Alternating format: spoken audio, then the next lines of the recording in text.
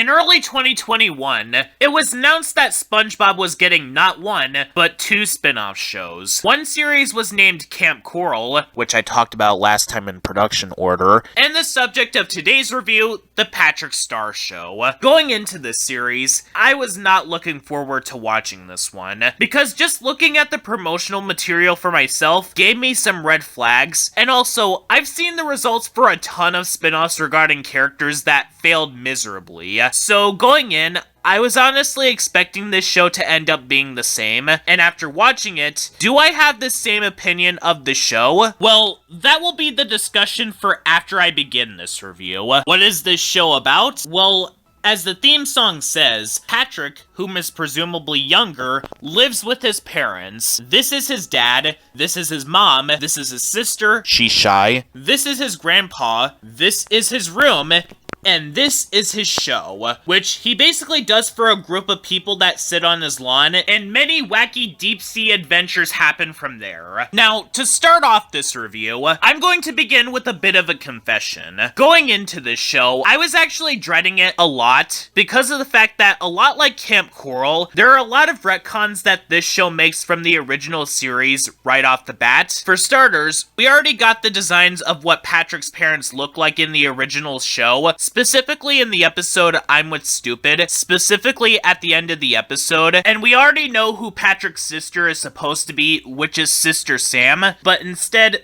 Patrick Star's sister is basically Squidina, which is questionable right out the gate, because Squidina is a squid and not a starfish. But not to sound like Bubble Bass from one episode that I'll be discussing about in this review, another thing that could have made or broken this show to pieces is the concept of spin-offs regarding characters that are meant to be the comic relief characters. This show could have either been executed surprisingly well or been a colossal disaster, because very rarely does this kind of product ever work out. There are some that could work, such as Timon and Pumbaa or the Penguins of Madagascar, which basically took the continuity of the original films that they were based on and turned them upside down, to the point where them being tied to the original films were thrown out the window for the purpose of being comedic. But then there are others like Planet Sheen, Cars 2, and the Minions movie, which basically take characters that are supposed to share the spotlight and not take center stage, making their one gimmick tire out completely. And regarding the Patrick Star Show, when you do this, you are walking a tightrope. So, in early July of 2021, I watched the first episode, and what are my thoughts on it? Surprisingly, I actually ended up liking this show. I don't know if it was because at the time of 2021, I went through several bad shows that made this show feel refreshing in comparison, or because of a certain situation I was dealing with at the time. But no, this show was actually surprisingly good. And why is that? Well, the best way to sum up this show is through this comparison. This series reminds me of Timon and Pumbaa. Ironically enough, I brought up that show as an example just a second ago. And the fact that this show compensates for the premise of this show only having a comic relief to work with by throwing in elements that are so out there, even surpassing the standards of what were set up by the movie that they were based on, while at the exact same time, regarding the continuity issues that this show has, coming up with the headcanon that I had in mind. This show is clearly set in an alternate universe where anything can happen, similarly to the Penguins of Madagascar, because this show is far more insane than the original series. Like, if Camp Coral is basically an attempt to be Camp Laszlo, this show is basically the attempt to be Rocco's Modern Life. But logic is thrown out the window far more in this show than Rocco, because that show does have some moments where it does feel grounded in some way, while the Patrick Star Show does not. But I do think that this works in this show's favor. You see, the problem that I had with Camp Coral is that it seems to have wanted to be taken more seriously as a prequel to the original show, but it failed massively, especially with how it handled time travel. The Patrick Star Show makes it clear that you're not supposed to take it super seriously, but that does make this show a lot more forgivable as a result. Especially because unlike Camp Coral, this show tries to be its own thing for the most part. And it really does show that a lot of the people who worked on this series really did care about making this show entertaining. Because one strength that this show excels at the most is its comedy and writing. Now granted, it's not seasons 1 to 3 of the main show, but the humor works in its own way. The best way to sum up the humor in this show is that it's like the humor from the recent seasons of the main show mixed with something like Back at the Barnyard, meaning that a lot of the humor that the show is trying to go for is very random, but it's the kind of random that elevates the show to the status of being generally funny. And like I said at the beginning of this video, there was a possibility that this show could have ended up falling apart entirely, because there's no way that Patrick Star could work on his own without someone else to bounce off of, but this show manages to do this with flying colors, mostly. And the factor being that the entire Star family is so blind to the world around them that they end up ruining things for others also elevates the level of comedy to another level as well. Where with the episodes in season 6 to 8, they generally had an issue in regards to not knowing which characters they should punish or reward, this show and even some of the recent seasons have generally fixed this, where some episodes do put on this Looney Tunes scenario where the antagonist wants to do something to the innocent person, but the innocent one ends up coming out on top. The Big Bad Bubble Bass is an example of this, but the Patrick Star Show had also done this. Sometimes it doesn't work, like in Gas Station Vacation, where the Star family ends up pestering and terrorizing people at a gas station because they think it's a resort, but there are other times where they do succeed. Star Cruise, for example, has them unknowingly defeating a bunch of aliens because they think it's a cruise ship. And one of my favorite episodes that shows off this show's sense of humor is Face/Off Model, where Patrick's face ends up looking very weird for the whole episode because he swapped himself out for an off-model version of his design because he wanted to try the future's version of pancakes. And through the process of this, they stumble upon a version of Patrick that very much takes a jab at Steven Universe, and that was a very sick burn right there that shows that Nickelodeon and Cartoon Network are still very much rivals to one another, as well as Bubble Bass reviews, which also takes jabs at internet critics, specifically the ones that took their hate for a specific product, up to a point where they went out of their way to attack the writers and creators of the show in particular. Most internet critics don't do this anymore. The last time that I recall it getting this bad was in 2014 when one of these critics took his hate for Pet Sitter Pat up to a point of unintentionally and indirectly causing his fans to attack the writer of the episode, but that version of him is thankfully gone now, and the newer version of himself is a lot better than he was back then, though this does still happen from time to time. One individual who frequently does this is a culture war brony who takes his hatred for the Star Wars sequel trilogy too far, to the point where he frequently attacks the people behind them in his videos. And in regards to this episode, Bubble Bass is basically dressed up as the nostalgia critic and basically over-exaggerates how bad that the show actually is, basically using inflections that the nostalgia critic used in the past. But I don't think that this episode is specifically trying to take jabs at one critic in specific. This episode is trying to parody any type of critic that basically does what Bubble Bass does in this episode. Heck, I'll even do an impression of one of them. Every one of these movies in the Star Wars sequel trilogy should be tossed in a dumpster and set on fire. The Star Wars sequel trilogy is a crime against humanity, and everyone involved with it should be thrown in jail. Rian Johnson and J.J. Abrams for directing it, Kathleen Kennedy for producing it, and the brain-dead morons for watching it. I'm just glad my audience is not that pathetic. Right, fellas?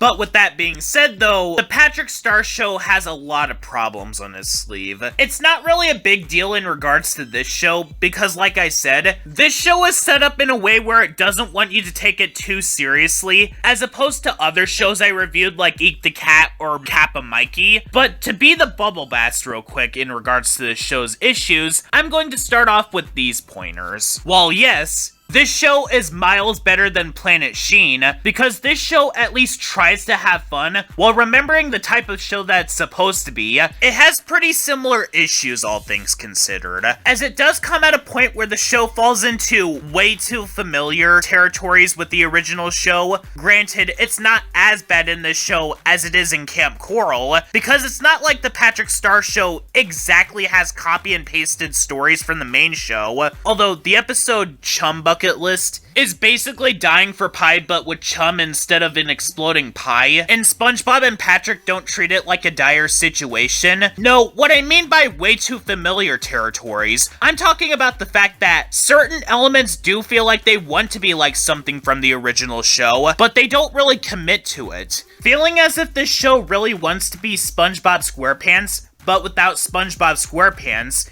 instead of being its own show. Even though that's what this show does a lot of the time in the first place, so some of these elements that they throw in are completely unnecessary. Let's start off small with the animation. A lot of people have given SpongeBob criticisms in recent years, saying that the show is over-animated a lot of the time, to the point where it gets annoying. I highly disagree on this, because while yes, the show does have moments where they go too far with the animation being overtly expressive, to the point of being annoying, such as in episodes like the Nitwitting and Boss for a Day. The animation does at least know when to calm down at certain points, so that it doesn't get annoying, whereas in shows like Cocomelon, Power Players, and Thundercats Roar, they don't have any moments of downtime to give the characters a moment to breathe. They always had to shake or move the camera around, or have the characters move in some way, causing the shows to become distracting to watch. The recent seasons of SpongeBob do still have moments of downtime outside of them doing expressions. It sort of gives me a Ren and Stimpy feeling, which does make sense, since some of those who currently work on the show did work on the original Ren and Stimpy at one point, and this exact same thing applies to the Patrick Star Show, but that's honestly where the issue regarding the animation comes in.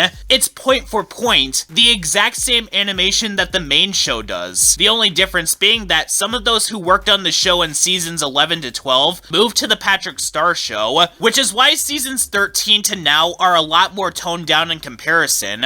But that's where the problem comes in. The animation hardly does anything to really distinct itself from the main show, outside of the animation being more exaggerated in one than the other, which is strange because this show does have points where they do use different styles of animation, such as stop motion and rubber hose animation in a select few episodes. So it is a bit of a questionable decision why they didn't do that in regards to this show, because you could literally take a frame from a random episode of this show and compare it to a frame from one of the recent episodes of the main show, and you wouldn't be able to tell the difference. The only thing distincting this series from the main show is that the sky is a different color and there are stars in it now, and that Patrick has different clothes now. Then again, the Patrick Star Show is not the only series for Sean's Network Reviews that has this problem. The Boom Crew has this exact same problem. Every single character in that show looks like they belong in the Proud Family, rather than an entirely different show, despite being made by the same people who also created that show. But I'll get to the Boom Crew when I get to that show at a later point. And besides the animation in this show, this exact same thing applies to the characters. Take for instance, this show a lot of the time has its own stand-in for Squidward, even though Squidward is already in this show, but he's now a paperboy who delivers newspapers to houses.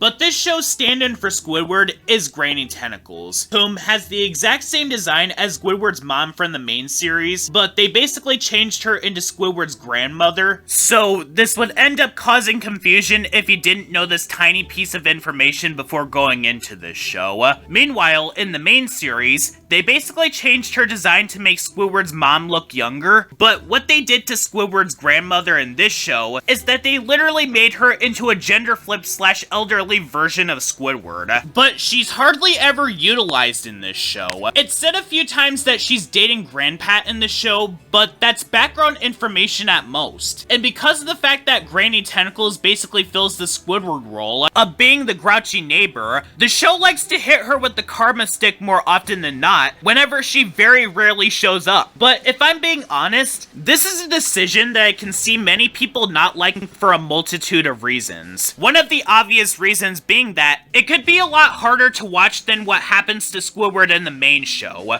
Because think about everything that happens to Squidward in the main series. Now, even at points where the treatment towards him is at its absolute worst, Squidward is a young adult. Would I want that young adult to be tortured? Well, if it's undeserved like what we were given in episodes like Boating Buddies or Choir Boys, absolutely not. But regardless of that, Squidward is an adult. Now, if a lot of this stuff happened to a child or an elderly person, that's a different story entirely. That was also a problem that I had with Squidward from Camp Coral in particular. It was not only a Squidward torture episode, but it was a torture episode for a child version of him. And that's basically what this show does with Granny Tentacles more often than not, whenever she shows up. She's either the punching bag, or she's generally there to fill in the shoes of Squidward, despite the fact that Squidward is already in this show, and Granny Tentacles is literally a clone of him. We've seen this happen in the award show episode, where a bunch of guys set up spotlights around her house and basically blind her in the process, and in one of my least favorite episodes of the show so far, Get Off My Lawnie. Patrick's audience of random citizens try to bug her for the entire episode, not taking a hint that she wants to be left alone,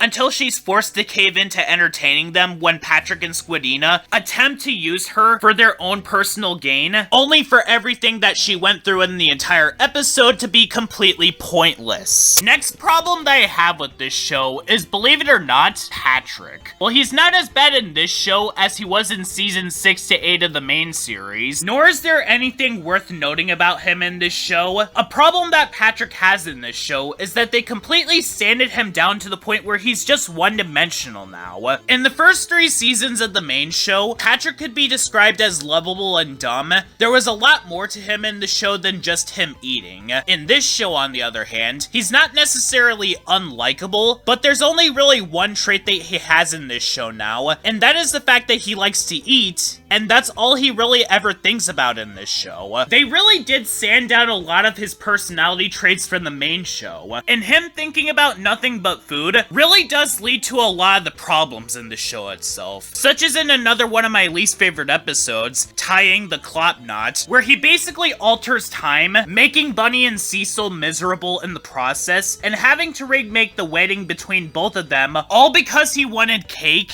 and Patrick attempts to eat the cake again near the end of the episode, not caring a single bit that he was the entire reason as to why they had to go through the tedious process of remaking the Clop Knot wedding in the first place. And when we don't get these particular moments of Patrick's one-dimensional character trait, it's basically a TV show with Squidina. Nothing really notable to point out there, but something notable that I should point out is that Patrick is so sentimental to his baby things that he was willing to act like a baby throughout an episode to keep them. The episode in specific being Big Baby Patrick, another one of my least favorite episodes of the show. Now, I'm not one to write off something for being aimed at a younger demographic. A lot of people write off the recent seasons of the main show for that exact reason, but in all honesty, just because something is aimed at a younger demographic, that doesn't inherently mean that it's written in a way that is immature. There are several shows and movies that are written in a way where they're a lot more mature than people give them credit for. And a show doesn't inherently have to not have mature themes to be considered immature. But with that being said though,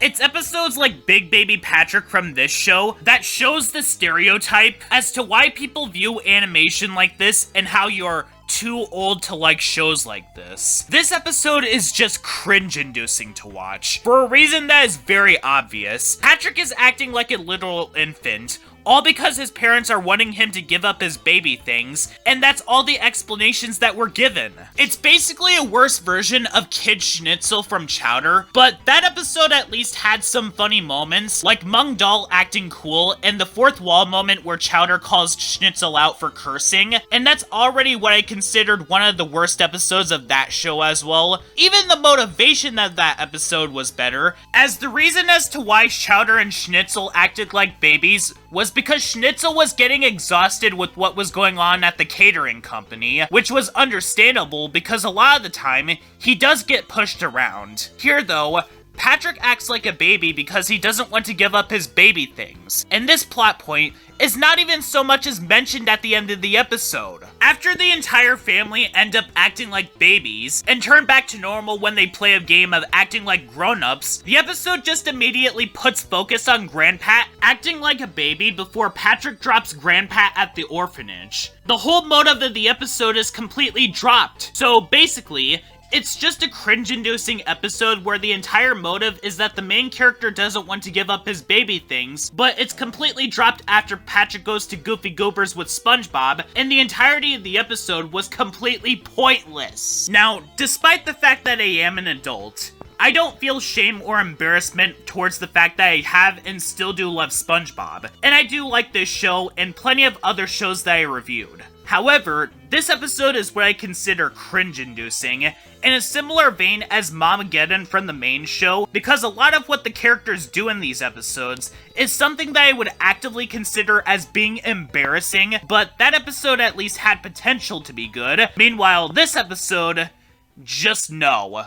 And since I don't have any plans on reviewing this in particular, I might as well talk about the Tidal Zone special, since Grandpat from this show is what connects all of these episodes in this special event altogether, meaning that yes, I am going to be talking about something Camp Coral related again in the main series as well. This special came out at the beginning of 2023, but due to the fact that I don't watch live TV anymore, and I didn't have cable since 2021, it took me a while to get around to this special, and when I got Paramount Plus in the summer of 2023, I gave this special a watch, and wow, this special is very, very bad. Like, as much as I didn't find the Creepaway Camp special to be very good, at least it offered what it promised, making it to where it wasn't the worst of the post-sequel specials. The title for being the worst of them all actually belongs to this special right here, because Nickelodeon advertised this event as being a crossover between the three of these shows, but in actuality, they lied. This event was an absolute ratings trap, because not once did they ever have these three shows cross over with each other. The only thing connecting these 4 episodes together is that Grandpat would appear in the episodes at certain points, but that's so surface level that it's not enough to make the special feel like a legitimate crossover. In all honesty, this special reminds me of that Cartoon Network Invaded event that Cartoon Network did, where they basically had all their shows at the time have an episode that was about the main character suspecting that an alien was actually an alien, and 4 out of 5 of the episodes were about the exact same thing. But give that special this, they at least did more with it than just the Twilight Zone parody, and there were Easter eggs connecting the 5 of them together. These 4 episodes don't even have this. They're all just regular episodes that could have and had already been detached from each other as their own separate episodes, and they would be the exact same. As episodes on their own, they are admittedly not the worst things ever, because all 3 shows have put out worse episodes. The worst of the 4 of these episodes is You're Going to Pay Phone, because it's 11 minutes of Mr. Krabs being hypnotized to do something that he wouldn't do, while the best one is Shrinking Stars, because it actually tells a coherent story and interesting things actually happen, while the other ones have major problems or are uninteresting. Welcome to Binary Bottom has a bare-bones plotline of the main characters being robots, and when the story actually gets started, it turns into a chase sequence for the rest of the episode. The Switch Glitch is your standard bland episode of Camp Coral, and A Skin Wrinkle in Time is so bare bones and it hardly really counts as a full-length episode. However, when you take into account that all these episodes were advertised as a crossover special, that just makes this special even worse, and it makes it all the way up there with Atlantis SquarePantis, Truth or Square, and SpongeBob You're Fired as one of the biggest ratings traps that the show had ever done. And the fact that this special is using the Tidal Zone is not even unique, because there were already episodes in the main show that had already done this before. No Pictures, Please, one of my least favorite episodes of season 11, and The Night Patty, an episode I consider great. And these 4 episodes don't do anything different from those 2 besides the inclusion of Grandpat. It really does feel like a last-minute decision to have these elements be included, because when I think of crossovers, I think of things like the Jimmy Timmy Power Hours, Crossover Nexus, the DuckTales 2017 Darkwing Duck special, etc. Not this. That one episode of Camp Coral where Cecil Star becomes the counselor of Camp Coral feels more like a crossover episode than this entire special does. But to make sure that this review doesn't end out on a downer note, I will say that I do like this show so far. At least, as of me watching the first 2 seasons. Season 3 is not available on Paramount Plus at the moment. But I will say that I prefer this show over Thundercats Roar, Robot Boy, and the previous show I reviewed in production order. But I'm saying this as of the time that this show is still going on while I'm writing this script. I may do a full-length Sean's Network Reviews video on this show when this show completes its run, if I have more to say about it, but I'll be holding my breath on that for now. Though I am probably giving out unpopular opinions, because from what I've been hearing, this show has been getting just as much hate as Camp Coral, though I can't argue with subjectivity, but if I could end out this review with something, guys, Steven Hillenburg never stated that he didn't want spin-offs. He just said that he didn't see the idea of them happening. And according to Vincent Waller, the current showrunner, Steve was aware of Camp Coral's existence, and this was confirmed long after Nickelodeon was given backlash for this. TLDR, it's very disrespectful to put words in a dead man's mouth.